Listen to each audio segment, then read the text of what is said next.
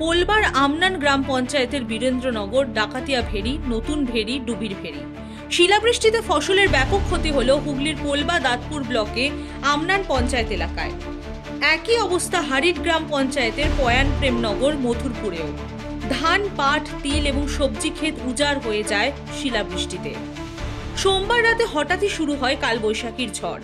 সঙ্গে শিলাবৃষ্টিতে ফলন্ত ধান গাছের শীষ ভেঙে পড়ে। বিঘার পর বিঘা জমির তিল, পাট গাছের ক্ষতি হয়। মাথায় হাত পড়েছে চাষিদের। আমাদের এখানে মাঠে ধান বলে কিছু নেই, এত পরিমাণে শিলাবৃষ্টি হয়েছে যার জন্য আমাদের মাথায় হাত। ধান আছে প্রায় 15 বিঘে মতো। কি ধানে কি কিছু দেখা যাচ্ছে? ধানে কিচ্ছু নেই, মানে শীষ বলে কিচ্ছু নেই, ধান বলেও কিছু নেই, সব ধান একদম মরে শেষ। আমার 19 বিঘে জমি ধান ছিল, একটা ধানও নেই। 9 বিঘে জমি তিল ছিল, একটা তিল গাছও নেই।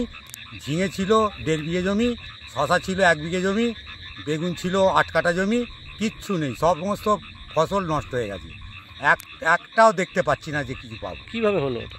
কীভাবে বলতে, যে রাত্রে ঝড় হলো তার সঙ্গে মানে সিল হয়েছে, এত পরিমাণ সিল হয়েছে মানে সে বলা যাবে না। 250, 300, 400 করে সাইজের সিল। একটা সিলের সাইজ হচ্ছে 400, 500 করে, এইরকম সিলের সাইজ হয়েছে। ব্লক কৃষি আধিকারিক এবং ব্লক প্রশাসনের আধিকারিকরা চাষের ক্ষয়ক্ষতির পরিমাণ হিসেব করছেন।